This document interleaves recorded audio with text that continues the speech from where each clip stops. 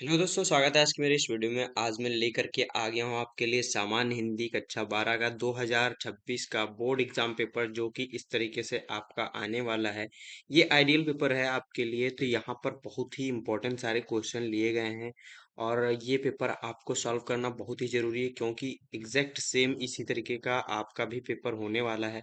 तो बहुत ही important paper है। इस तरीके से मैं पूरा पेपर आपको दिखा दे रहा हूँ और यहाँ पर मैं आज इस पेपर का पूरा सॉल्यूशन आपको करके दिखाने वाला हूँ। तो किस तरीके से सॉल्व करना है, तो अगर आपको ये पूरा पेपर अच्छे से सॉल्व करना है, प्लस में आपके बोर्ड एग्जाम में अच्छे नंबर लाने हैं, 90 प्लस नंबर लाने हैं, तो ये पेपर आपके लिए बहुत इंपॉर्टेंट है। पूरा वीडियो देखिएगा कैसे सॉल्व करेंगे। तो यहाँ पर चलिए शुरू करते हैं। सबसे पहले आपको पता होगा कि ये पूर्णांक इसका 100 होता है और ये 3 घंटे 15 मिनट आपको सॉल्व करने के लिए टाइम मिलता है। 15 मिनट आपको कॉपी मतलब पेपर जो मिलता है पढ़ने के लिए दिया जाता है, जिससे कि आप पेपर अच्छे से पढ़ लीजिए। जो आपको सबसे अच्छे से क्वेश्चन आ रहा है उसको पहले स्टार्टिंग में करिएगा, जिससे कि आपका जो फर्स्ट इंप्रेशन एग्जामिनर का पड़ेगा आपकी कॉपी पे, वो लास्ट इंप्रेशन साबित होगा। जैसे कि आपका पहला ही क्वेश्चन अगर सही होगा और अच्छा होगा, तो बढ़िया इम्पेक्ट आगे के लिए भी पड़ता है। अगर आपका पहला ही गलत हो गया, तो आगे भी एग्जामिनर समझ जाता है कि बेकार ही आपने लिखा होगा या फिर गलत ही लिखा होगा। तो पहला क्वेश्चन एकदम सही लिखिएगा। तो जैसे कि यहाँ पर खंड का पहला क्वेश्चन दिया गया होता है, हर एक पेपर में इसी तरीके से आएगा। तो यहाँ पर सबसे पहले आपके इस तरीके से पूछे जाएंगे क्वेश्चन, और ये क्वेश्चन आप तभी सबसे पहले लिखिएगा जब सारे क्वेश्चन आपको अच्छे से आ रहे हों और ये आपके गलत नहीं होने चाहिए। अगर आपके ये 10 के 10 सही होते हैं, तो आपके बहुत अच्छे आगे भी नंबर मिलते हैं, क्योंकि एग्जामिनर को लगता है कि हाँ, ये लड़का अच्छा पढ़ने में है, क्योंकि पूरा क्वेश्चन 10 के 10 उसने सही किए हैं। तो आगे भी उसी तरीके से इवेलुएट किया जाता है आपकी कॉपी को। तो चलिए शुरू करते हैं सॉल्व करना। तो यहाँ पर पहला क्वेश्चन दिया गया है आपका, निम्नलिखित में से भारतीय युग से पूर्व का लेखक नहीं है। तो यहाँ पर आपको बताना है भारतीय युग से पूर्व का लेखक कौन नहीं है यहाँ पर। तो यहाँ पर आप देखेंगे श्रीधर पाठक जो हैं, ये द्विवेदी युग के लेखक हैं और ये इन्होंने अपनी लेखन क्रिया जो काम है स्टार्ट किया था, वो भारतेंदु युग से ही किया था। तो यहाँ पर आपके ये इंसान खां, शिव प्रसाद सितारे हिंद और ये लक्ष्मण सिंह, आपके तीनों लोग ये आपके भारतेंदु युग से पूर्व के लेखक हैं। इंसान खां की एक कृति है रानी केतकी की कहानी, ये बहुत फेमस है और ये अक्सर पूछा जाता है आपके एग्जाम में। और इसी तरीके से शिव प्रसाद सितारे हिंद का राजा भोज का सपना, ये भी फेमस है, ये भी आपके एग्जाम में पूछा जाता है। और लक्ष्मण सिंह इस तरीके से पूछे जाते हैं कि ये भारतीय युग से पूर्व के लेखक का नाम बताइए। तो लक्ष्मण सिंह भारतीय युग से पूर्व के लेखक हैं। इस तरीके से आपका ये पहला क्वेश्चन है। फिर आपका इसका सही विकल्प आपका श्रीधर पाठक है। तो इस तरीके से यहाँ आप देखेंगे श्रीधर पाठक आपका इसका सही आंसर है। फिर आपका अगला क्वेश्चन है, हिंदी का पहला मौलिक उपन्यास कौन सा है। तो हिंदी का पहला मौलिक उपन्यास आप जानते होंगे परीक्षा गुरु है, जो कि लाला श्रीनिवास दास द्वारा लिखित है। लाला श्रीनिवास दास द्वारा लिखित है। तो इस तरीके से ये आपका परीक्षा गुरु हो जाता है। फिर आनंद मठ आपका है बंकिम चंद्र चट्टोपाध्याय द्वारा लिखित है। गबन आपका प्रेमचंद्र जी द्वारा लिखित है। तितली आपका जयशंकर प्रसाद जी द्वारा लिखित है। ये चारों आपके उपन्यास हैं और यहाँ पर आपका राइट विकल्प हो जाता है परीक्षा गुरु। तो इस तरीके से अब हम बढ़ते हैं अपने अगले प्रश्न पर। अगला आपका प्रश्न दिया गया है, जयशंकर प्रसाद के समकालीन नाटककार है। समकालीन यानी कि उसी काल में जिस काल में जयशंकर प्रसाद ने रचनाएं की हैं, लेखन कार्य किया है, उसी काल में और किसने किया है वो आपको पूछा गया है। तो आप देखेंगे बाल कृष्ण भट्ट जो है, बाल कृष्ण भट्ट ये भारतेंदु युग के लेखक है, भारतेंदु युग के। और मोहन राकेश हैं छायावादोत्तर के, छायावादोत्तर के यानी कि ये जो आपके जयशंकर प्रसाद है छायावाद के कवि हैं, लेखक हैं। तो ये छायावादोत्तर के हैं, उसके बाद के हैं। और गोविंद बल्लभ पंत जो हैं आपके, ये हैं आपके छायावाद के कवि और लेखक। इस तरीके से यहाँ पर आपका जयशंकर प्रसाद के समकालीन नाटककार आपके गोविंद बल्लभ पंत हैं। गोविंद बल्लभ पंत ये छायावाद के हैं और विष्णु प्रभाकर आपके हैं छायावादोत्तर के। इनकी एक रचना फेमस है आवारा मसीहा। आवारा मसीहा बहुत ज्यादा फेमस है, अक्सर पूछा जाता है किसकी रचना है, तो विष्णु प्रभाकर की है। फिर आपकी इसी तरीके से घ नंबर, आलोचना के क्षेत्र में सर्वाधिक उल्लेखनीय है। तो आलोचना के क्षेत्र में रामचंद्र शुक्ल का नाम सबसे टॉप पे आता है। तो इस तरीके से यहाँ पर राइट विकल्प हो जाता है रामचंद्र शुक्ल, आचार्य रामचंद्र शुक्ल। इन्होंने ही आपका हिंदी साहित्य का इतिहास प्रमाणित तौर पे दिया है।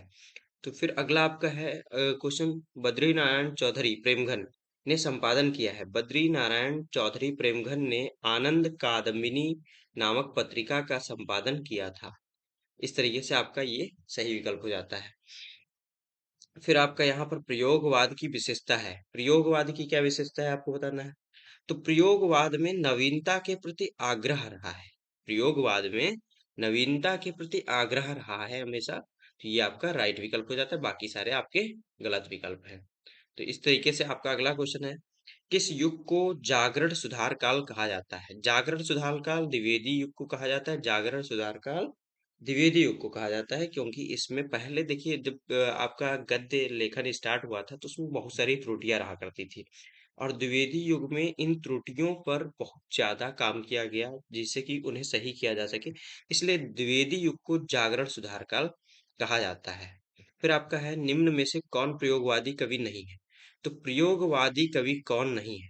नागार्जुन आपके प्रयोगवादी कवि हैं, त्रिलोचन भी आपके प्रयोगवादी कवि हैं, और केदारनाथ अग्रवाल भी आपके प्रयोगवाद के हैं।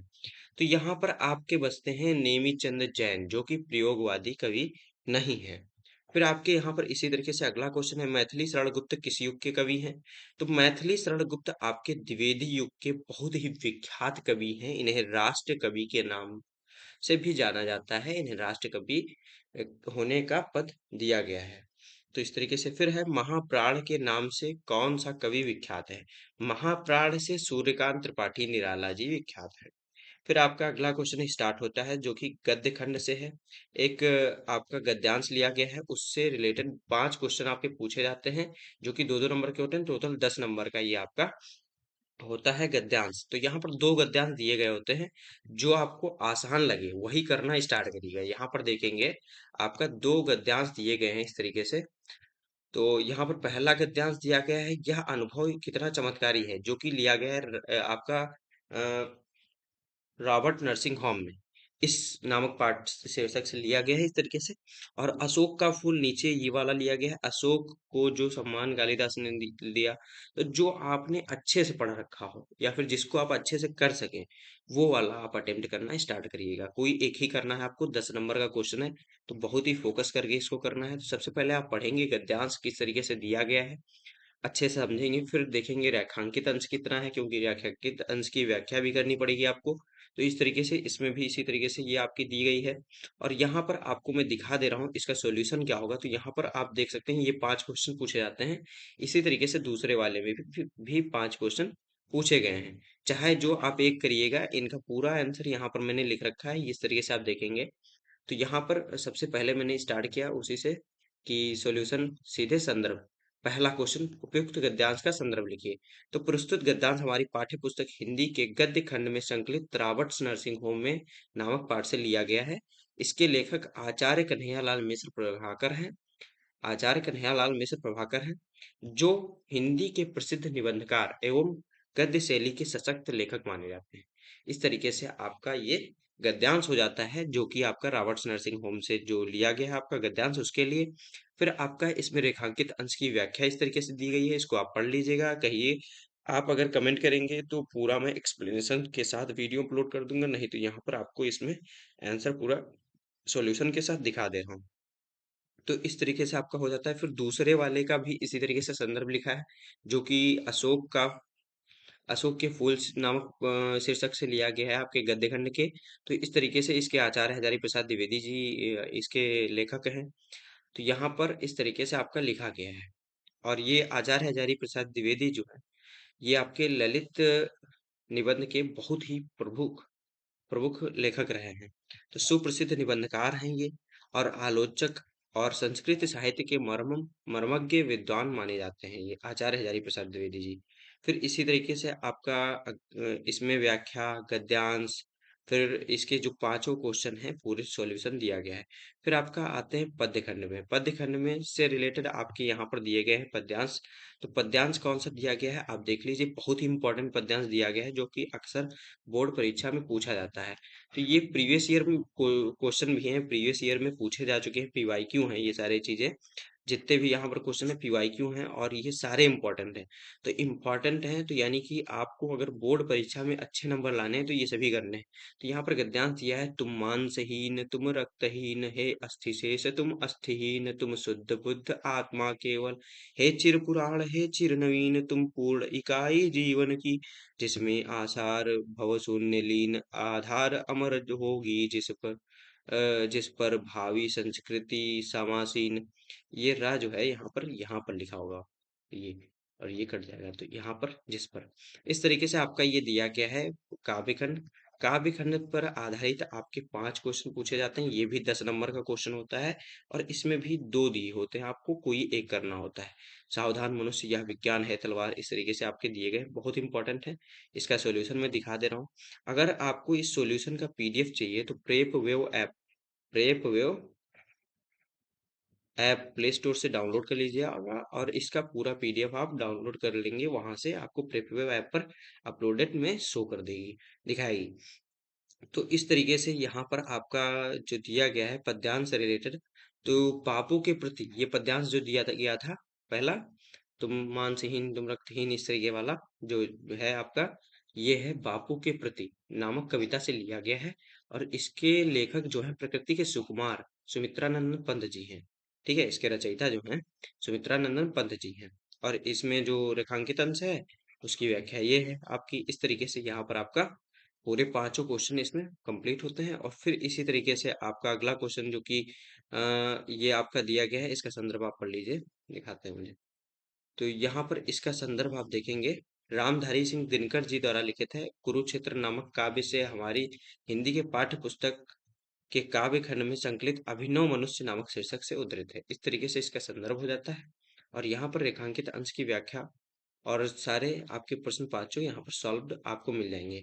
फिर आपका आता है जीवन परिचय प्लस साहित्यिक परिचय लिखने के लिए एक क्वेश्चन, जिसमें कि आप इस तरीके से लिख सकते हैं। यहाँ पर आपको दिखा देता हूँ क्या क्वेश्चन पूछे गए हैं। तो यहाँ पर पांचवा क्वेश्चन है प्रश्न नंबर 5, जो कि 5 नंबर का प्रश्न होता है, बहुत ही इंपॉर्टेंट होता है।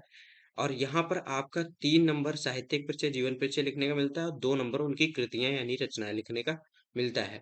यहाँ पर निम्नलिखित में से किसी एक लेखक के साहित्यिक परिचय देते हुए उनकी प्रमुख रचनाओं का उल्लेख करना है। शब्द सीमा 80 दिया है, यानी कि बहुत बड़ा नहीं लिखना होता है, आपको बहुत कम शब्दों में लिखना होता है। लेकिन 80 दिया है, 80 तो आपका आधा पैराग्राफ, मतलब कि जो आपका एक पैराग्राफ है वो भी बहुत कम लाइन में आएगा, 3-4 लाइन में 80 वर्ड आ जाएंगे। इसलिए आपको थोड़ा बढ़ा के लिखना है। तो यहाँ पर आपको मैं बताता हूँ किस तरीके से लिखना है। तो यहाँ पर कौन कौन दिया गया, हरिशंकर परसाई, प्रोफेसर जी सुंदर रेड्डी, आचार्य हजारी प्रसाद द्विवेदी जी। तो यहाँ पर आपके ये तो बहुत ही इंपॉर्टेंट है और ये भी बहुत इंपॉर्टेंट है और उतना ही इम्पोर्टेंट ये भी है। तो ये अगर आप हिंदी सामान्य हिंदी से हैं तो फिर आपको इन तीनों लेखकों के जीवन परिचय और साहित्यिक परिचय अच्छे से रटे होने चाहिए, क्योंकि अक्सर यही पूछा जाता है। दूसरे आपको रटना ही नहीं, केवल इतना ही पढ़ लेना है। ये तीनों इंपॉर्टेंट है। तो यहाँ पर मैं आचार्य हजारी प्रसाद द्विवेदी जी का कर दिया हूँ सॉल्व। तो यहाँ पर आप देखेंगे, सबसे पहले आप जब उनका जीवन परिचय साहित्यिक परिचय लिखेंगे तो हजारी प्रसाद द्विवेदी जी का जीवन और साहित्यिक परिचय संक्षेप में आप सबसे पहले इस तरीके से लिख देंगे, पॉइंट वाइज। क्या उनका पूरा नाम, जन्म, फिर जन्म स्थान, पिता का नाम, मतलब कार्य क्षेत्र क्या है, फिर हिंदी साहित्य में स्थान क्या है, भाषा शैली क्या है, प्रमुख रचनाएं क्या है, ये सारी चीजें आप लिख देंगे बहुत अच्छे से। प्रमुख रचनाओं में अशोक का फूल, जो कि आपके पाठ का नाम ही है, बाण भट्ट की आत्मकथा, पुरनवा, कबीर, ये सारी इनकी रचनाएं हैं। तो इस तरीके से बहुत ही इंपॉर्टेंट है और इनकी भाषा शैली संस्कृत निष्ठ प्रवाहपूर्ण है, भावपूर्ण है और प्रभावशाली है। इस तरीके से, और हिंदी साहित्य में स्थान क्या है, आधुनिक हिंदी के सर्वश्रेष्ठ ललित निबंधकार हैं। और इन्होंने, इनका कार्य क्षेत्र क्या रहा है, निबंध लिखे हैं इन्होंने, उपन्यास लिखे हैं, आलोचना की है, संस्कृत चिंतक किया है। और इनके पिता का नाम पंडित शिवनाथ द्विवेदी था। तो इस तरीके से आप यहाँ पर इनका लिख सकते हैं पूरा जीवन परिचय और साहित्यिक परिचय, बहुत ही इंपॉर्टेंट है, हमेशा पूछा जाता है। तो इस तरीके से यहाँ पर इनकी रचनाएं कौन कौन सी हैं, ये इस तरीके से आपका लिखा गया है। पूरा उत्तर देख लीजिएगा। फिर आपका इसी तरीके से पद्य खंड या फिर यानी कि आपका जो काव्य खंड है उससे रिलेटेड 3 लोगों के यहाँ पर दिए गए होते हैं, उनमें से किसी एक का आपका जीवन परिचय और साहित्यिक परिचय लिखना होता है। तो यहाँ पर आपके तीनों इंपॉर्टेंट दिए गए हैं, तीनों इंपॉर्टेंट हैं जो अक्सर आया करते हैं, ये दोनों तो बहुत ही इंपॉर्टेंट है। अक्सर आते हैं और ये आप जयशंकर प्रसाद का पहले भी पढ़ चुके होंगे हाई स्कूल में। तो आपको ये तो याद ही होगा, आपको यहाँ याद करना है तो याद करना है अयोध्या सिंह उपाध्याय हरियोध का और आगे का। अयोध्या सिंह उपाध्याय हरियोध का पहला ही चैप्टर है। तो यहाँ पर आप अक्सर पहला चैप्टर तो सबको याद कर लेता है, तो इनका भी आप अच्छे से याद किए होंगे। तो यहाँ पर सबसे पहले मैं दिखा देता हूँ किस तरीके से लिखना है इनका जीवन परिचय। तो यहाँ पर मैंने अयोध्या सिंह उपाध्याय हरियोध जी का ही साहित्यिक परिचय लिखा है। तो अयोध्या सिंह उपाध्याय हरियोध जी का इस तरीके से संक्षेप में आप लिख देंगे और प्लस में आप यहाँ पर इनका साहित्यिक परिचय इस तरीके से लिख देंगे, फिर इनकी रचनाएं जो हैं वो इस तरीके से लिखेंगे आप। फिर आपका फिर एक कहानी की कथा वस्तु आती है। तो बहुत ही इंपॉर्टेंट प्रश्न होता है, ये भी 5 नंबर का प्रश्न होता है। तो इसको भी सॉल्व करना बहुत इंपॉर्टेंट है, और आपके जो सिलेबस है उसमें दो ही चार कहानियां हैं देखिए। चारों में से कोई ना कोई क्वेश्चन पूछ ही लिया जाता है। तो यहाँ पर देखिए 3 ऑप्शन में दे दिए गए हैं, कोई एक करना है आपको। कभी कभी चारों ऑप्शन में दे दिए जाते हैं, ये या फिर ये। है ना? तो सारे अथवा में करके दे दिए जाते हैं कोई एक कहानी। यानी कि आपको कम से कम 2 कहानियां अच्छे से पढ़ी होनी चाहिए। ठीक है, सारी चीजें समझी होनी चाहिए। प्लस में तीसरी को ऊपर ऊपर पढ़ लीजिएगा। यानी कि अगर दोनों में से नहीं आता है तो तीसरे में से भी लिख सकें, ऐसा पढ़ लीजिएगा। तो यहाँ पर आपकी ये चार कहानियां हैं, इतना आप कर सकते हैं, 3 तो आपको पढ़ना ही है। ठीक है। और पंचलाइट बहुत ही अच्छी कहानी है, जिसको सुन करके ही आपको बड़ा मजा आएगा। क्योंकि ये ग्रामीण जो समाज में कैसे चीजों को, नई चीजों को देखा जाता था, क्या महत्व रहता था, वो दिखाया गया है। और फिर लाटी लाटी भी बहुत ही अच्छी कहानी है, और बहादुर बहादुर नाम के एक लड़के पर आधारित है। तो ये भी आपका बहुत ही अच्छी कहानियाँ हैं ये तीनों। और इनकी आपकी लाटी या अथवा बहादुर कहानी की समीक्षा करनी है, समीक्षा। और यहाँ पर पंचलाइट कहानी की कथा वस्तु। तो पंचलाइट कहानी की कथा वस्तु मैंने लिख दिया है, यहाँ पर आप देखेंगे पंचलाइट कहानी की कथा वस्तु इस तरीके से मैंने लिखा है। यहाँ पर पूरा पंचलाइट कहानी की कथा वस्तु बहुत ही अच्छे से मैंने लिखा है। तो बहुत ही इंपॉर्टेंट है आपके लिए ये पंचलाइट कहानी की कथा वस्तु। और बहुत कम शब्दों में लिखा है, आपको ज्यादा रटने की जरूरत नहीं, बस इतना ही है। इतने ही में आपको 5 नंबर पूरे मिल जाएंगे। इसी तरीके से आपका अगला क्वेश्चन है, आपका जो खंड काव्य होता है, खंड काव्य पे आधारित आपके प्रश्न आते हैं। तो खंड काव्य हर एक जिले के लिए अलग दिया गया है ना? यानी कि कुछ जिलों का सेम होता है, कुछ जिलों का डिफरेंट होता है। तो आपके जिले के अनुसार ये डिसाइड होता है कि कौन सा आपको लिखना है। तो यहाँ पर स्वपठित खंड काव्य के आधार पर किसी एक खंड के प्रश्न का उत्तर दीजिए। यहाँ पर कई सारे खंड दिए गए हैं, आप अपने जिले के अनुसार चूज कर सकते हैं। जैसे कि यहाँ पर किसी जिले में श्रवण कुमार के खंड काव्य के आधार पर दशरथ का चरित्र चित्रण कीजिए, और श्रवण कुमार खंड काव्य के नायक चरित्र का चरित्र चित्रण कीजिए। तो इस तरीके से आपके 2 क्वेश्चन दिए गए हैं, कोई एक करना होता है। और प्रत्येक जिले में डिफरेंट डिफरेंट होता है। तो यहाँ पर मैंने किया है सॉल्व आपके लिए रस्म रथी का। यहाँ पर ये रस्म रथी जो है, रस्म रथी खंड काव्य के आधार पर कर्ण का चरित्र चित्रण करना है, या फिर रस्म रथी खंड काव्य की कथा वस्तु लिखना है। तो मैंने कथा वस्तु लिखा है, आपको दिखाते रहा हूँ इस तरीके से। और कहिएगा तो पूरा पेपर इसका सॉल्यूशन सहित जो है मैं अपलोड कर दूंगा। अभी तो जितना किया हूँ उतना मैं अपलोड करूंगा ही, वो आप अच्छे से देख लीजिएगा। प्लस में अगर आप कहेंगे कि पूरा सॉल्यूशन चाहिए, कि एक भी क्वेश्चन इसमें ना छूटे, तो वो भी मैं कर दूंगा। कमेंट आपको करना होगा, वीडियो को जरूर लाइक करिएगा, चैनल सब्सक्राइब कर दीजिए, और दोस्तों में भी वीडियो को शेयर कर दीजिए। और यहाँ पर इस तरीके से आपका रस्मरथी कहानी का खंड काव्य का कथा वस्तु इस तरीके से लिखी गई है। इतने ही में आपको 5 नंबर मिल जाएंगे, बहुत ही इजी लिखा है।